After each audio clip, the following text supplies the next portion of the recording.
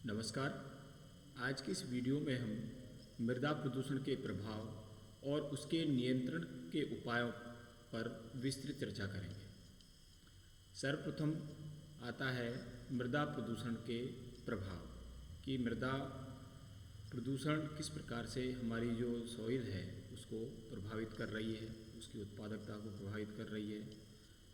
मृदा हमारे जीवन के अस्तित्व को कायम रखने के लिए पोषक तत्वों के उत्पादन का संसाधन है, लेकिन जब मृदा प्रदूषित होती है तो इसका दुष्प्रभाव मनुष्य, जीव जंतुओं पर भी पड़ता है। मृदा प्रदूषण के दुष्प्रभावों को हम निम्न भागों में बांट सकते हैं।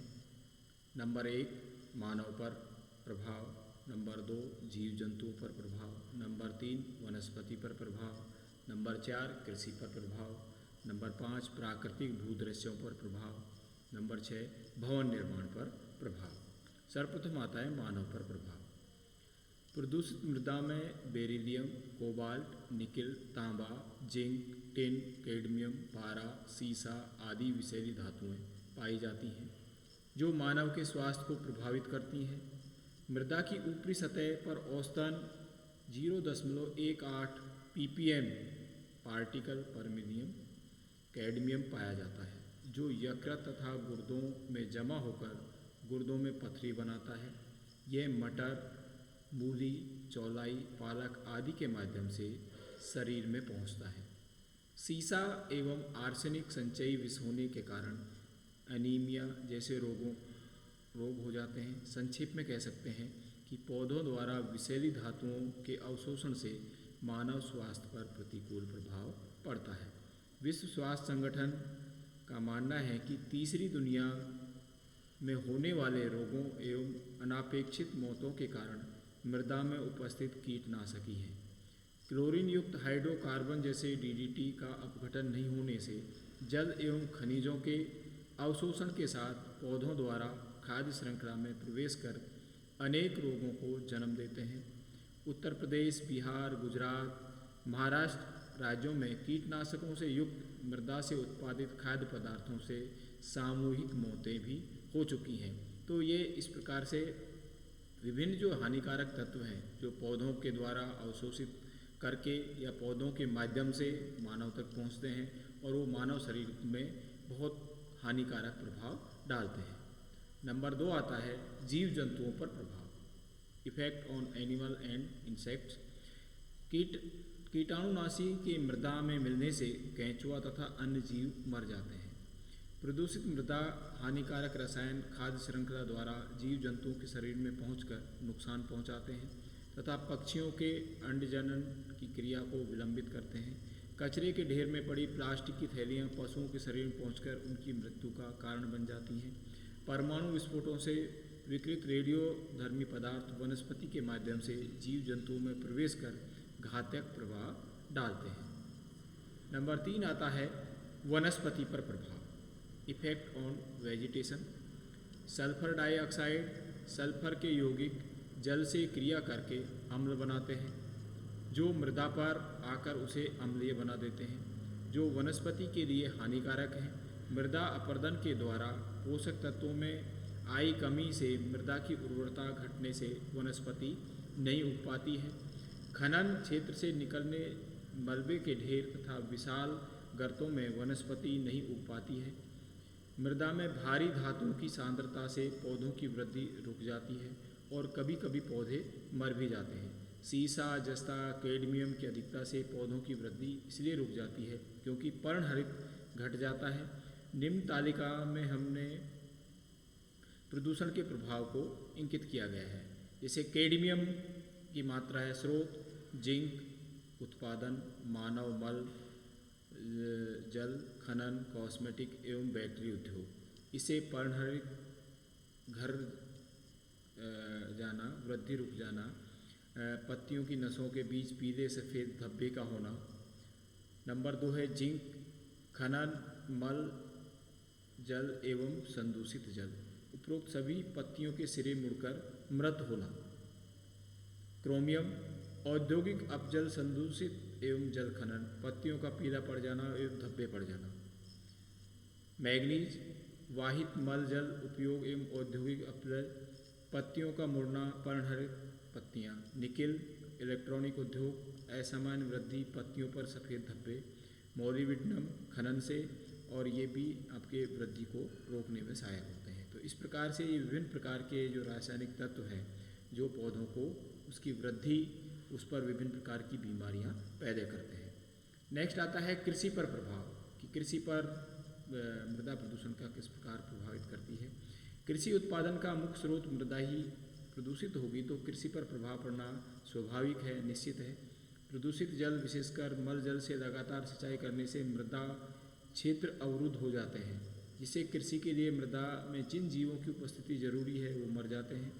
औद्योगिक अपशिष्टों के घुलनशील व अघुलनशील हानिकारक तत्वों द्वारा मृदा प्रदूषित होने से भूमि की उर्वरा शक्ति को कम करके कृषि उत्पादन को प्रभावित करते हैं। वायु द्वारा अपरदित बालू रेत के खेतों में जमा होने से कृषि भूमि बेकार हो जाती है। वर्षा जल के साथ खनन अपशिष्ट कृषि योग्य भूमि में फैलकर कृषि भूमि को बेकार कर देते हैं। तो इस प्रकार से जब भूमि दूषित होगी तो कृषि पर प्रभाव पड़ना स्वाभाविक है। नेक्स्ट है प्राकृतिक भूदृश्यों पर प्रभाव। मृदा प्रदूषण एवं अपरदन के दुष्प्रभाव प्रकृति रचित भूदृश्यों को पर भी पड़ते हैं। मृदा अपरदन से धरातल का प्राकृतिक स्वरूप बदल जाता है। पर्वतीय क्षेत्रों में मृदा अपरदन के साथ वनस्पति नाश होने से पर्वतीय क्षेत्रों की नैसर्गिक सुंदरता समाप्त हो जाती है। आगे आता है भवन निर्माण पर प्रभाव।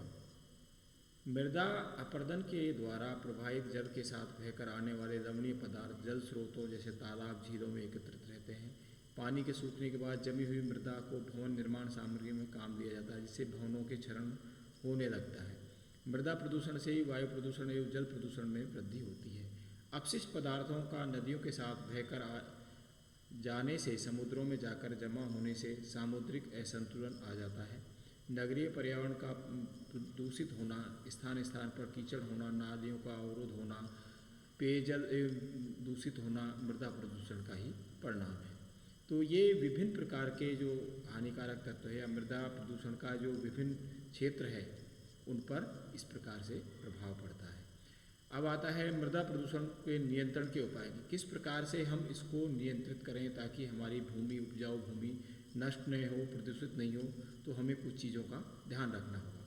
मृदा प्रदूषण रोकने के लिए उपायों से तात्पर्य मृदा का उसकी उपयोग क्षमता के अनुसार प्रयोग करना, संरक्षण की विधि अपनाकर उसके भूक्षरण को रोकना, मृदा की उर्वरता को बनाए रखना, भूमि में आए विकारों से जो मृदा और उपजाऊ हो जाती है उससे विकारों से बचना, मृदा को प्रदूषण रहित रखने उसे बचाने के लिए हम निम्न उपाय पर विचार कर सकते हैं।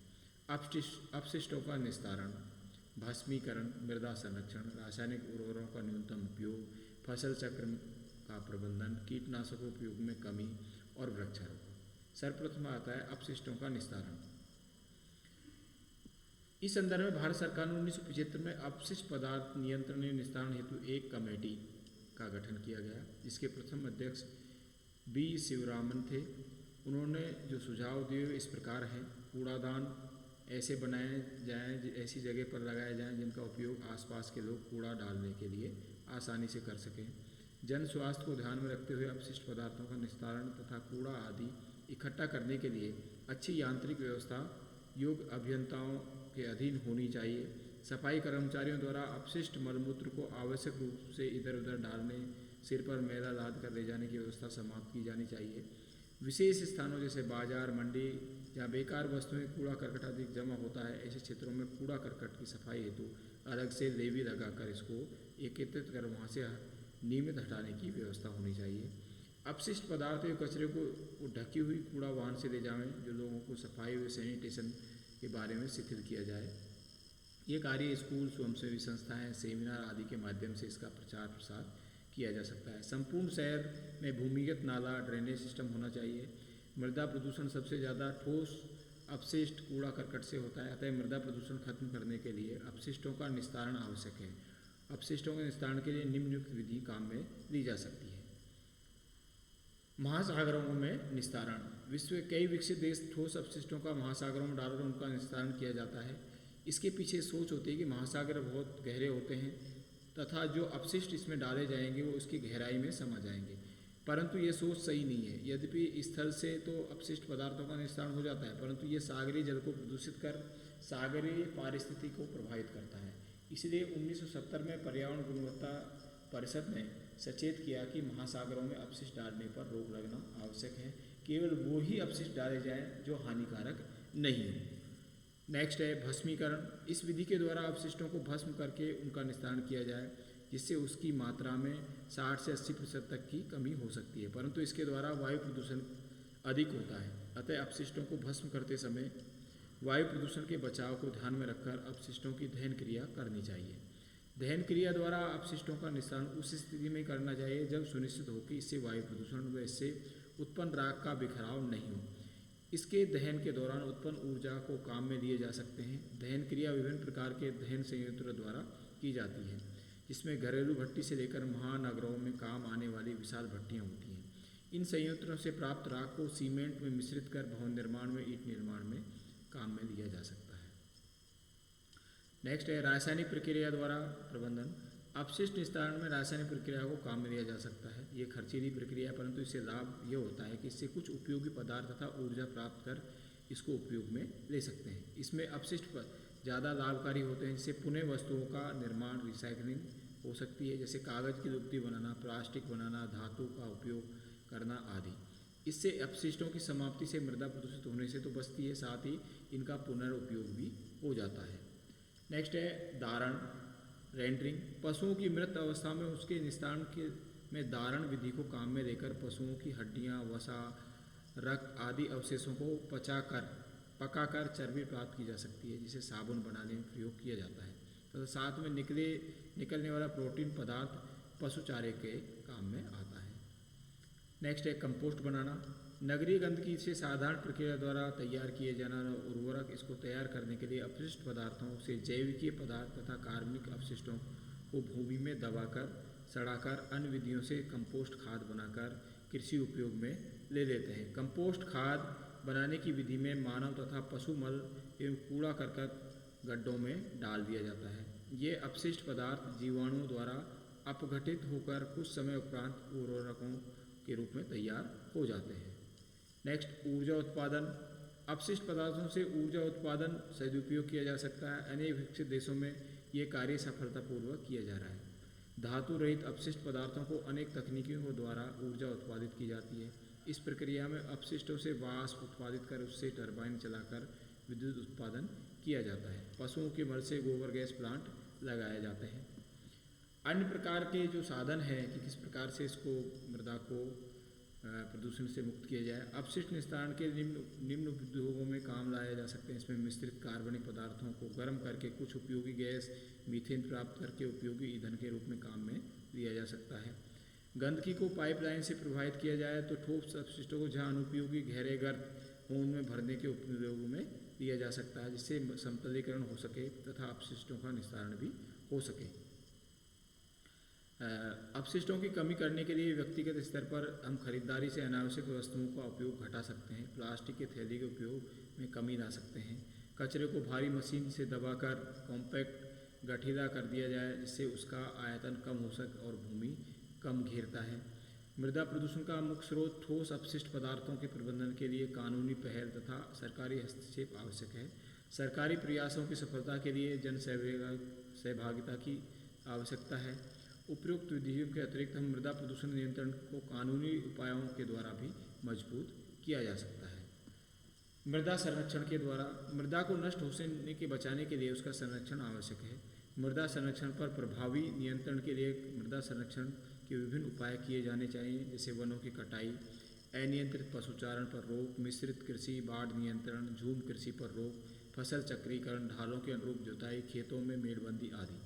तीव्र नगरीकरण, औद्योगिकरण के कारण वनों की कटाई बड़े स्तर पर हुई है। यद्यपि वर्तमान में इसमें कमी आई है, फिर भी वनों से वृक्ष काटकर उनका विनाश हो रहा है।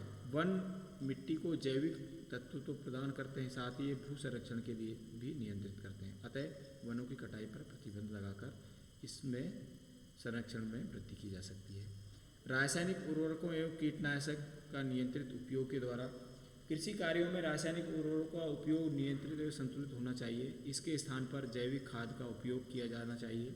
कृषि पदार्थों कार्यों में कीटनाशकों का उपयोग आवश्यकता अनुसार करके मृदा को प्रदूषित होने से बचाना चाहिए। कृषि वैज्ञानिकों द्वारा तैयार उन्नत किस्म के बीजों का उपयोग करना चाहिए जिनकी रोग प्रतिरोधक क्षमता अधिक हो तथा मृदा को नियंत्रित जांच होनी चाहिए। अन्य उपायों में ईंट भट्टा उद्योग उपजाऊ मिट्टी के उपयोग पर रोक लगा देनी चाहिए। 2 खनन क्षेत्र में विशाल गर्तों को मलबे से भरकर वृक्षारोपण करना चाहिए। दोषपूर्ण सिंचाई पद्धति से होने वाले मृदा प्रदूषण को रोकने के लिए जल प्रबंधन की वैज्ञानिक विधियों का प्रयोग किया जाना चाहिए। नेक्स्ट 4 गहन कृषि पद्धति के कारण मृदा में तेजी से घटते पोषक तत्वों की पूर्ति के लिए फसलों में परिवर्तन, भूमि विश्राम आदि उपाय किए जाने चाहिए। प्लास्टिक के स्थान पर वैकल्पिक सामग्री का उपयोग किया जाना चाहिए। भूमि प्रदूषण संबंधी कानूनों को प्रभावकारी ढंग से लागू किया जाना चाहिए। तो इस प्रकार से हम मृदा प्रदूषण के बढ़ावे को हम रोक सकते हैं, उसको नियंत्रित कर सकते हैं, कुछ मात्रा में उसको संशोधित कर सकते हैं।